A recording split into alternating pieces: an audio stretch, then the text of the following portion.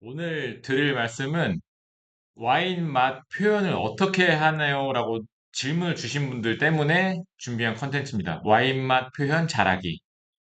물론 와인을 공부해서 이 와인이 갖고 있는 특징, 와인의 특징 혹은 맛에 대한 전문적인 용어 사용. 예를 들어서 뭐 화이트 와인을 먹으면 산도가 어느 정도가 있고, 바디가 어느 정도가 있고, 당도가 어떻다, 이렇게 할 수 있죠. 근데 요거 말고, 여러분들이 이제 다른 분들이 맛 표현하는 걸 봤을 때, 아, 이 사람 맛 표현 진짜 못한다 했을 때 특징이 뭐예요? 아, 맛있다. 이런 얘기 하죠. 맛있다.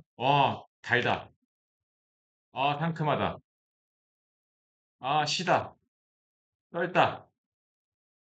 요렇게 말을 하면 일반인만 문제가 아니라 우리가 이제 방송에서 음식을 먹고 맛 표현하는 연예인들을 볼 때 느낄 때도 아, 이 사람은 참 한계가 있다 이런 걸 느끼죠. 근데 왜 그렇게 느낄까요?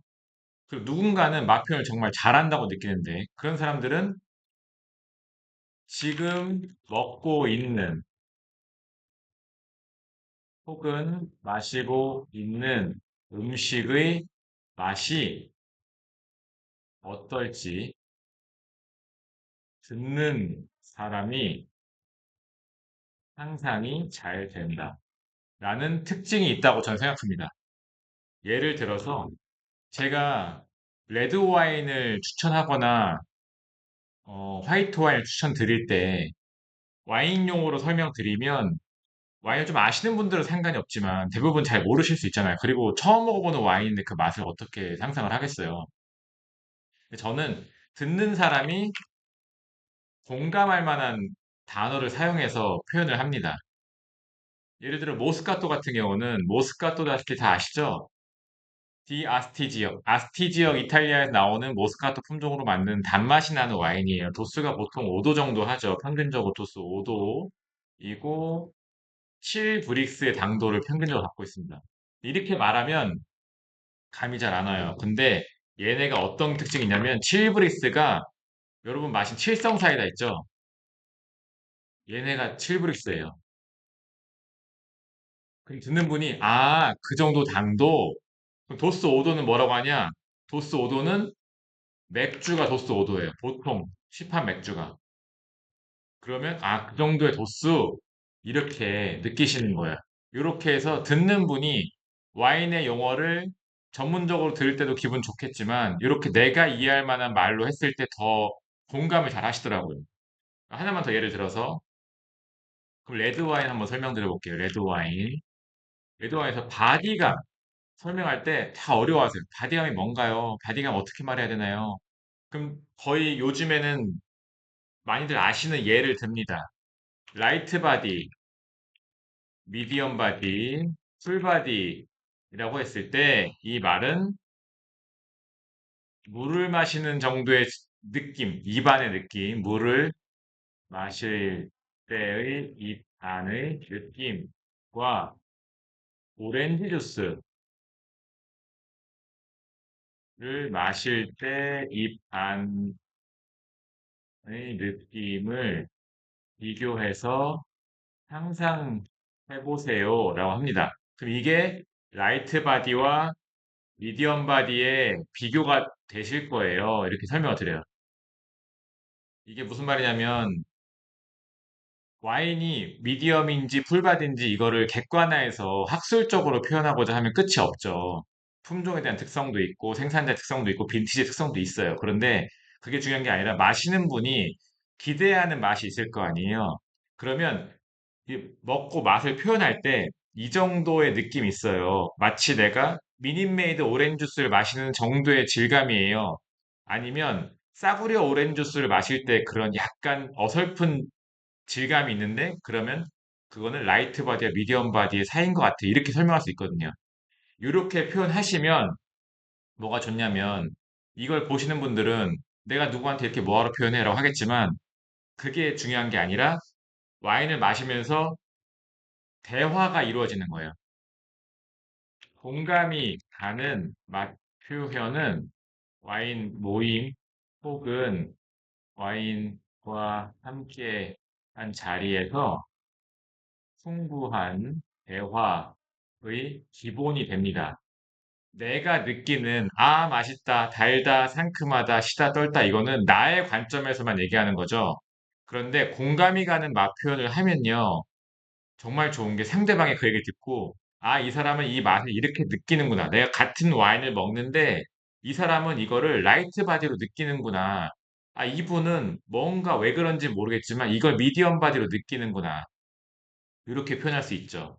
그리고 다른 관점에 또 다른 맛 표현이 뭐냐면 음식이나 이런 것들이 아니라 시공간, 어떤 사물, 추억에 빗대어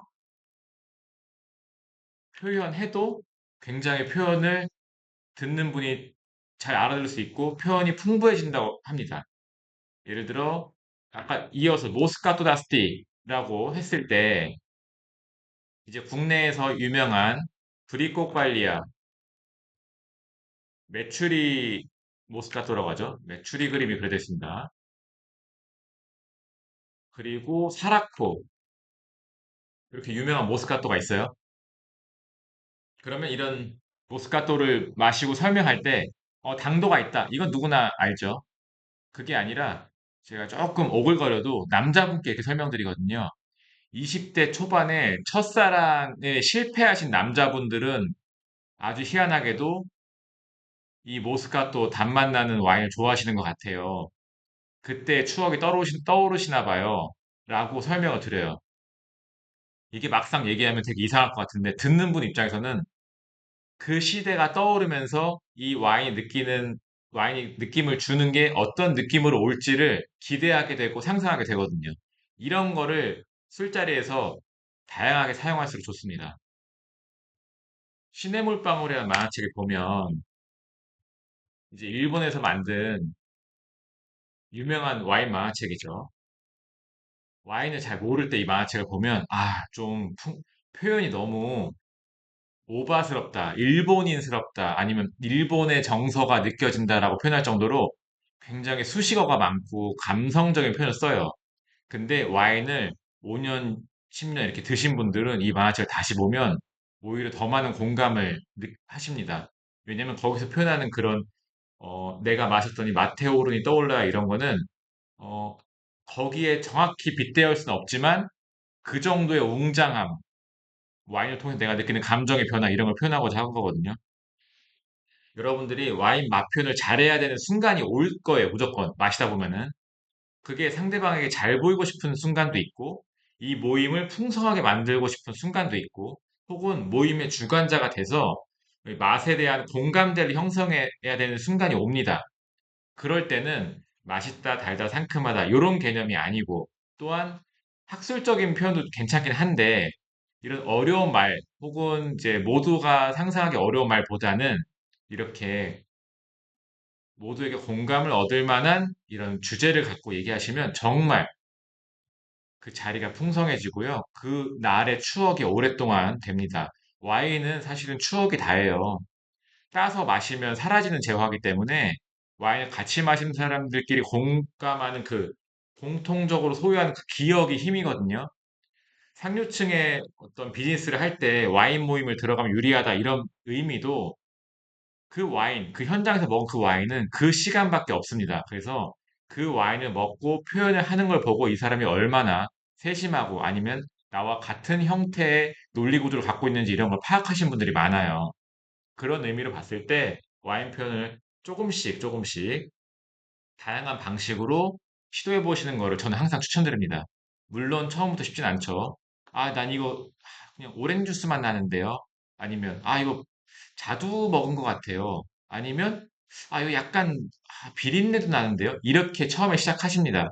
근데 그 비린내라는 것도 우유 비린내 혹은 어떤 특정 쇠비린내 이렇게 구분이 돼요. 비린내라는 것이. 우유 비린내가 날 경우에는 와인잔의 세척 상태가 안 좋을 수 있고요. 쇠비린내라고 하는 것은 미네랄이라고 표현하는 철분 맛이 느껴지는 것일 수도 있습니다. 레드에서. 그래서 이렇게 다양하게 표현해 보시다 보면은 예, 표현이 더 다양해진다는 거. 그리고 자꾸자꾸 시도해 보시라는 거를 오늘 설명드립니다. 댓글로 더 궁금한 거 남겨주시면 제가 다양한 주제로 한번 더 가져와 볼게요. 시청해주셔서 감사합니다.